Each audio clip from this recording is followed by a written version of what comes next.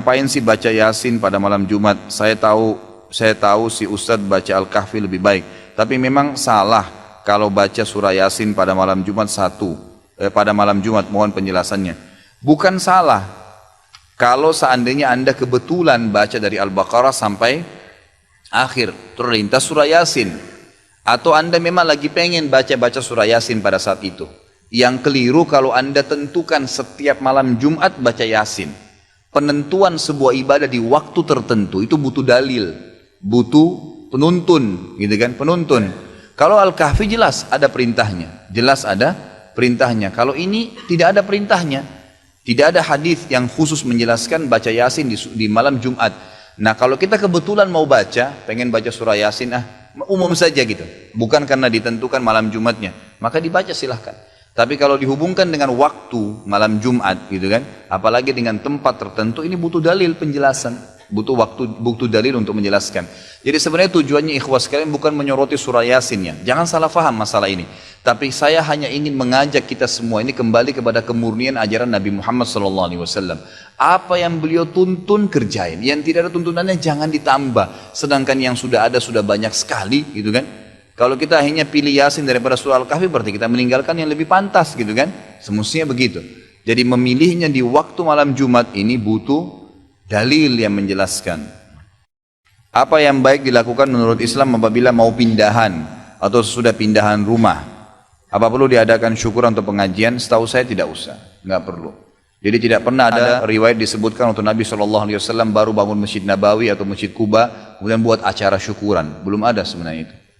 Jadi ringankan aja saudaraku, ringankan aja, nggak ada masalah. Nggak ada istilah nanti jadi bala, jadi masalah kalau nggak syukuran, nggak ada kok, gitu kan. Tapi kalau seseorang sebagai tanda syukur kepada Allah Subhanahu Wa Taala, dia mau menyembelih hewan, kemudian memberikan makan orang miskin, mungkinlah. Atau memanggil kerabatnya untuk datang, ini sebagian ulama mengatakan sudah ada.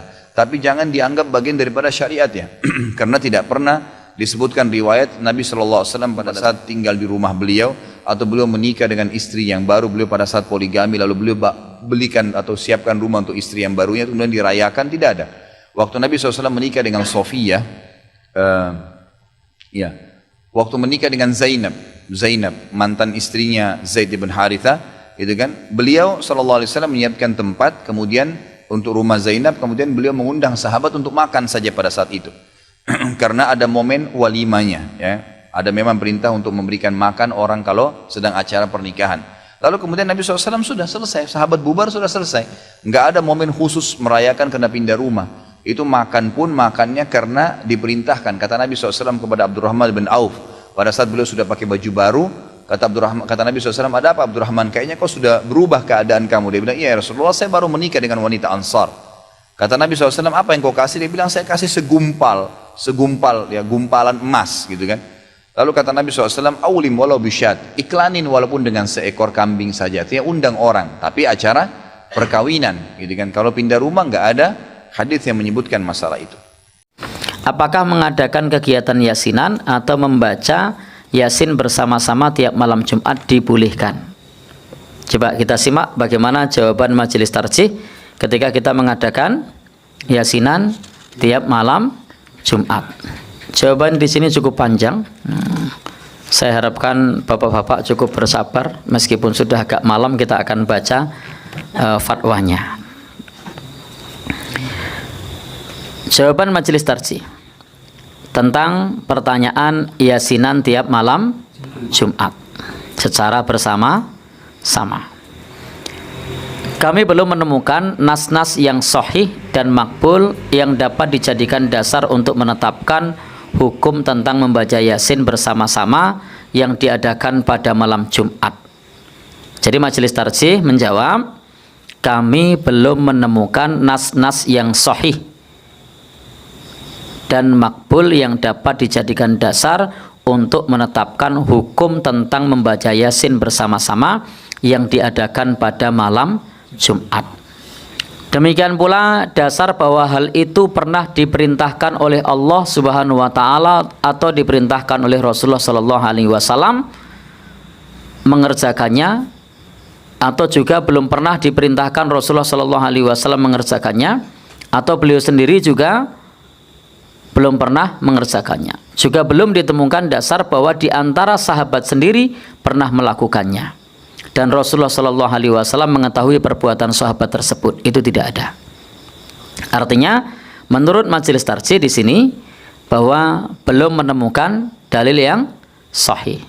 Tidak pula menemukan perintah dari Allah, tidak pula perintah dari Rasulullah, tidak pula yang dikerjakan sahabat disetujui oleh Rasulullah Shallallahu Alaihi Wasallam. Yang ada ialah perintah Allah agar kaum muslimin membaca Al-Quran. Nah, kalau itu ada. Jadi perintah kaum muslimin untuk membaca Al-Quran. Dan bagi yang mendengarkan bacaan itu, diperintahkan Allah agar mendengarkan bacaan itu dengan baik dan berdiam diri. Tidak ditentukan surat dan ayat yang lebih baik dibaca. Tidak ditentukan kapan harus dibaca. Dan tidak ditentukan pula hari dan jamnya. Allah berfirman, wa idza quri'al Qur'anu fastami'u lahu wa ansitu la'allakum turhamun. Dan apabila dibacakan Al-Qur'an, maka dengarkanlah baik-baik dan perhatikanlah dengan tenang agar kamu mendapat rahmat. Berarti jawaban Majelis Tarjih, tidak ada yasinan malam Jumat. Tidak ada dalil yang sahih mengenai merutinkan yasinan. Tetapi kalau kemudian membaca Al-Quran itu perintahnya banyak dan bisa dibaca kapan saja, di waktu apa saja.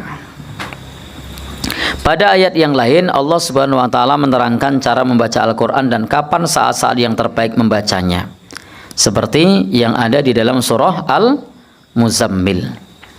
Bahwasanya Allah Subhanahu wa taala perintahkan untuk membaca warattilil Qur'ana tartila, agar Al-Qur'an dibaca dengan tartil.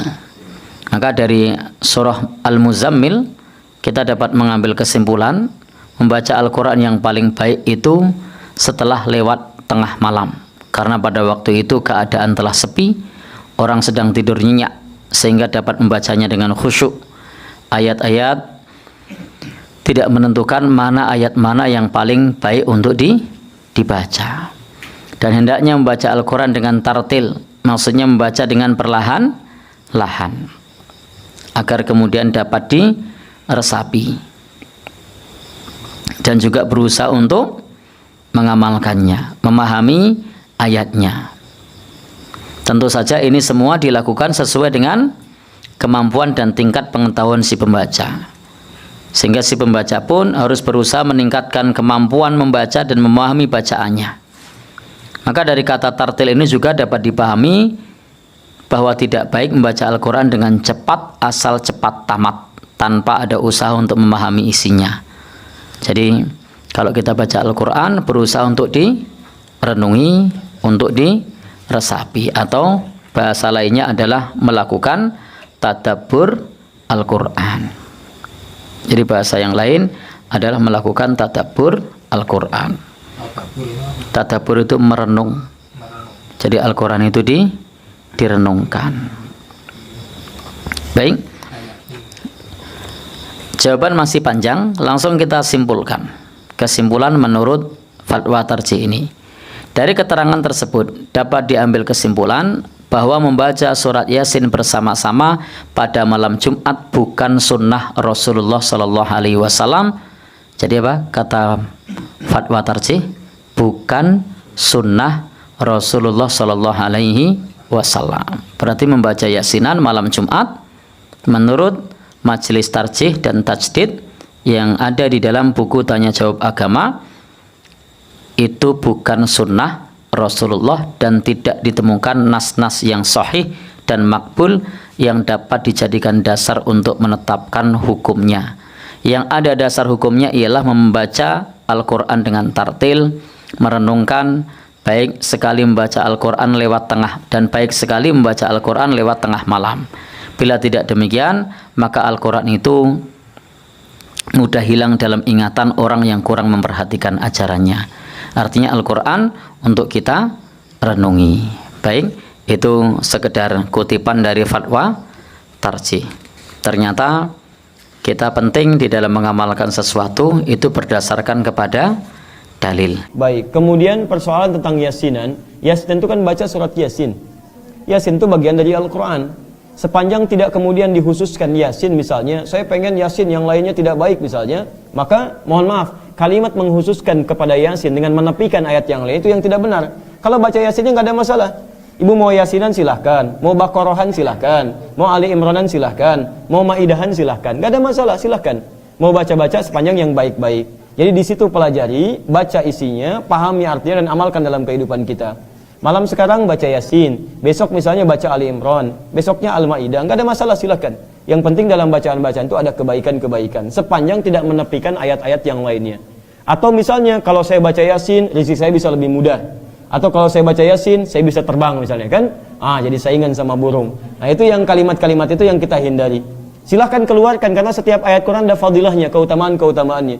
Kalau ibu ingin bacakan silahkan. Misal, ibu bacakan surah Al-Ikhlas. Qul huwallahu ahad. Al-Ikhlas itu disebut sepertiga Quran. Kalau ibu bacakan Al-Ikhlas kemudian salah satunya apa? Allah akan berikan kemudahan-kemudahan termasuk mempercepat jawaban doa. Misal, ada namanya ulama Sayyid Sabiq Bu, punya kitab Al-Aqaid Al-Islamiyah. Di dalam kitab ini sampai halaman 59, beliau keluarkan hadis posisi paling kanan sebelah bawah tentang seorang sahabat Nabi ketika mau berdoa diawali dengan Al-Ikhlas. Dia katakan, Allahumma inni as'aluka innaka antal ahad as-samad alladzi lam yalid wa lam yulad wa lam yakul lahu kufuwan ahad. Sebentar. Allahumma inni as'aluka an taghfir li. Dia mau minta, ya Allah ampuni dosa saya, cuman dia awali dengan surah Al-Ikhlas. Ya Allah, ini hadisnya sahih. Ya Allah, saya akui engkau yang ahad. Ahad, as-samad, tempat bergantung. Lam yalid wa lam yulad, tidak beranak dan tidak diperanakan. Wa lam yakul lahu kufuwan ahad, tidak ada sekutu bagimu. Permohonannya, Allahumma inni as'aluka an taghfir li. Ya Allah, mohon ampuni dosa saya. Kedengaran oleh Nabi. Tahu kata Nabi, "At-tadri bimadza tas'al?" Tahukah engkau bagaimana engkau berdoa? Kata orang ini, Allah wa Rasulullah alam. Kata Nabi, "Laqad sa'alta bi asma'illahil a'zam." Engkau telah meminta dengan nama-nama Allah yang paling utama. Idza du'iya biha ajaba wa idza su'ila biha a'ta. Kalau engkau bacakan itu sebelum berdoa, maka setiap permintaan akan dikabulkan, setiap doa kemudian akan diberikan. Permintaan diberikan, doa dikabulkan. Kapan dia memulai? Setelah membaca Qul huwallahu ahad. Di setiap ayat-ayat Quran, surah-surah Quran itu ada fadilahnya, ada keutamaannya. Al-Mulk ada keutamaannya, Al-Waqiah ada keutamaannya, Ar-Rahman ada keutamaannya, Yasin ada keutamaannya. Maka ibu baca keutamaannya, setelah itu amalkan isinya. Setelah diamalkan, maka fadilah akan diberikan oleh Allah Subhanahu wa taala. Misal, orang tua kita dulu mengatakan, kalau ibu pengen punya anak laki-laki, ganteng, soleh, maka baca surat Yusuf. Kalau anaknya ingin cantik, baik, soleh, maka baca surat. Nah, yang dimaksud itu bukan baca biasa. Dalam bahasa Arab, baca itu pahami artinya. Misal, baca surat Maryam kalau anaknya ingin cantik, perempuan, solehah. Maksudnya, kalau ibu sedang mengandung, nanti lahir perempuan, ibu pelajari surat Maryam. Kemudian bagaimana ibunya Maryam, Hannah merawat Maryam. Misal, ibunya mendoakan dulu kepada Allah, Quran surah ketiga ayat 36. Kemudian diberi nama yang baik, dicari gurunya namanya Nabi Zakaria, Quran surah 3 ayat 37. Dibuatkan tempat yang mendekatkan kepada Allah namanya mihrab. Ketika beliau berdoa, dididik dengan baik, dicari Nabi Zakaria, dicari tempat yang baik, maka dikabulkan doanya. Kata Quran surah ketiga ayat 37 paling kiri sebelah bawah, fataqabbalaha rabbuha biqabulin hasanin wa ambataha nabatan hasana. Diterima doanya oleh Allah, ikhtiarnya diterima, maka kami rawat anaknya dengan pertumbuhannya, dijaga oleh Allah. Kapan itu dijaga? Bukan saat dibaca, tapi saat diamalkan isinya. Makanya kalau ibu punya anak perempuan dikandung, lahir perempuan, ingin soleh seperti Maryam, bukan cuma dibaca surat Maryam, tapi diamalkan isinya. Bagaimana Hannah merawat Maryam? Ibu cari kemudian guru yang baik, cari sekolah yang baik, doakan dengan baik. Kalau ibu cuma baca surat Maryam, tapi tidak pernah diamalkan isinya, sampai kiamat kurang 2 hari, gak akan jadi. Gak akan jadi. Sama dengan surat Yusuf dan sebagainya. Di ibu mau Yasinan, silahkan baca surat Yasin, pahami isinya. Lihat fadilahnya, amalkan isinya. Setelah Yasin selesai, naikkan kemudian. Sebelumnya Fatir, sampai ke Al-Baqarah, sampai ke Al-Fatihah. Al-Fatihah ada manfaatnya. Ibu tahu di antara fadilah surah Al-Fatihah? Misal bisa menyembuhkan penyakit dengan izin Allah. Dulu orang kena kalajengking, Bu. Orang Arab, kepala suku. Disengat kalajengking Arab, Bu, nggak main-main. Kena kalajengking Arab, disengat tuh. Ya, cari obat, nggak ada obatnya. Bagaimana kemudian obatnya? Ketemu para sahabat, dikatakan, siapa yang bisa menyembuhkan? Kata dia dengan izin Allah. Dibacakan Al-Fatihah, Bu, sekali. Cuman dibacakan Al-Fatihah sekali sembuh. Padahal tidak ada obat yang lain. Begitu dibacakan Al-Fatihah sekali sembuh. Kenapa orang sekarang baca Al-Fatihah ribuan kali nggak sembuh-sembuh? Masalahnya bukan Al-Fatihahnya, karena bacaan dia tidak sama dengan bacaan orang dulu. Orang dulu dipahami isinya, dihayati maknanya, dia baca dengan iman. Jadi kalaupun ibu ingin belajar Yasin, baca kemudian isinya, terjemahannya baca, fadilahnya amalkan isinya. Setelah itu baca surat-surat yang lainnya, maka Allah akan berikan keberkahan di dalamnya. Jelas ya? Kita akhiri dengan doa kepada Allah Subhanahu wa taala.